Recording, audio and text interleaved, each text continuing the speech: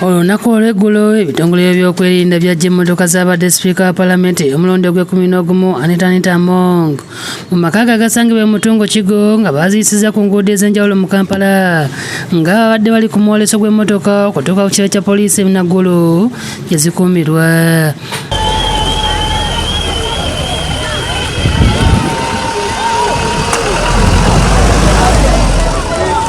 Motoka zino kwabadde Rolls Royce ne Range Rover makubo gye zaayisiddwa zasasamaza bangi abaazirabyeko ne basigala nga boogera ebitakwatagana.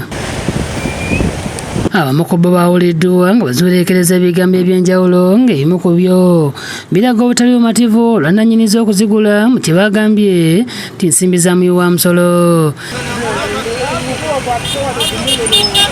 Kale olwaliro tuzzeeyo ku nguudo emmotoka zino gye zaayisiddwa okubuuza ku baayo ekyasinze okubakyamula okutuuka okukuba enduulu bwe batyo.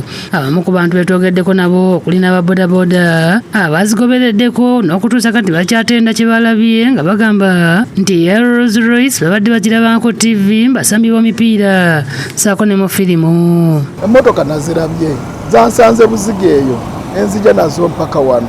Nadde sikirabanga nze emmotoka nziraba ku mawulire nga ziri eyo abagagga be bazirina abasemanyi basambi ba mipiira. Bano batubuulidde nti balaye ku mmotoka zino amasannyalaze ne gabayitamu age gabaleetedde okuzigoberera.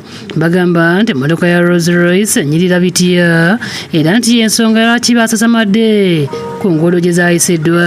Emmotoka ejjo yatuyiseeko wano buli omu yasasamadde tebamanya buli omu yasasamadde.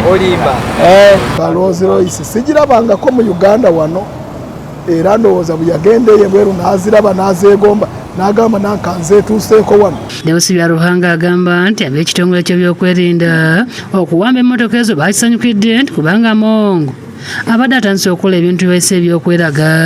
Asooka nakwata emmotoka nagitonera bbaabwe ng'ekirabu olidde takomye okwo akoze amalala gonna ga buli kkala olidde mu paalamenti gobadde omalawa bwayogera ate naye kakirabe. Kyokka abalala beebaziza Pulezidenti Museveni n'omuduumizi w'amagye Gen. Muhoozi Kenneth Lugaba olw'ekikwekwero kino kye bagamba nti tekyandikomye kwa Among yekka wabula mu bakozi ba gavumenti bonna kubanga bangi basudde ga hoteeri ssaako n'agayumba ag'ebbeeyi boogeraageranya n'omusaala ogubaweebwa.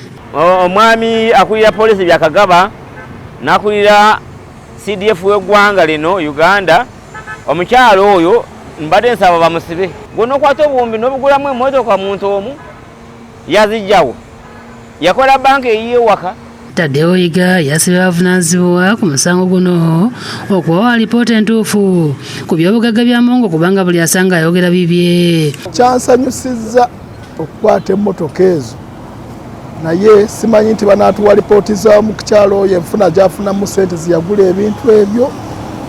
Naffe twandibadde basanyufu abawi b'omusolo gye tutamanya gye gugenda. N'okutuusa olwaleero bakyebuuza engeri Among gye yafunyemu ssente okufuna ebyobugagga byonna ebibalabye ku mawulire mu myaka emitono ennyo gy'amaze mu gavumenti. Ayingidde mu bwamemba wa paalamenti myaka 5 obwa sipiika myaka 5 naye nga aguze emmotoka ez'obuwumbi n'obuwumbi. Omuntu amaze emyaka 4 mu ntebe y'obwa sipiika alina ezo esente aguze emmotoka yagiguza obuwumbi bwonna ennyumba y'ekigo ey'Enakasero Bukedde ya Buyende byonna ebyo ebintu omuwi w'omusolo talina kyafunamu. Ye James Mukasa agamba nti waliwo abalala mu gavumenti abalina ebisawo bya ssente mu maka gaabwe nga nabo beetaaga okunoonyerezebwako. Naye ng'owulira omuntu omu yatutte bilioni 4 kwegamba ensi balinga abagyeguza.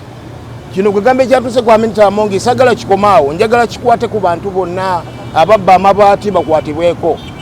Baba bali abantu nga 9 naye nawulira nti omukyalo omu yasingisibwa omusango gw'amabaati. Twagala buli omu nga mukulembeze abadde ku bifo by'amaanyi babanoonyerezeko kubanga bebasudde eggwanga wansi. Abamu ku bo wabula bategeeza nti ekyokukwata emmotoka za Among ne bazeetolooza ekibuga tekyalabisizza bulungi eggwanga Uganda kubanga emmotoka kika kino ate tuzeetaaga ku nguudo za Uganda nga kimu ku byongera okulaga nti eggwanga lyaffe liriko erituse ku by'enkulaakulana. Ekyokuzikwata saakisanyukidde baalizirese ne tusigala nga tukyazirabako kubanga nabe twagala kulaba ku birungi mwana. Balanira eggwanga lyaffe CDF oyo musala yongere okunoonyeza ku bantu abo bonna bakwatibwe tumanye nti babakutte n'ebyobugaga bye balina eby'ensi babibaggyeko kubanga sente zaffe efe abawa omusolo. Mu ekyo muduumizi w'eggye lya UPDF Gen. Muhoozi Kainerugaba mu bubaka bw'ataddeko mu mukutu gwe ogwa X akakasiza nti emmotoka ya Rolls Royce bagirina mu mikono gyabwe era ng'agamba nti bagenda kugitunda ku nnyondo bagiyeyo ssente zidde mu kitavu kya gavumenti. Ignatius Kamya yakusakidde eggulu eno ku Lwabukere TV.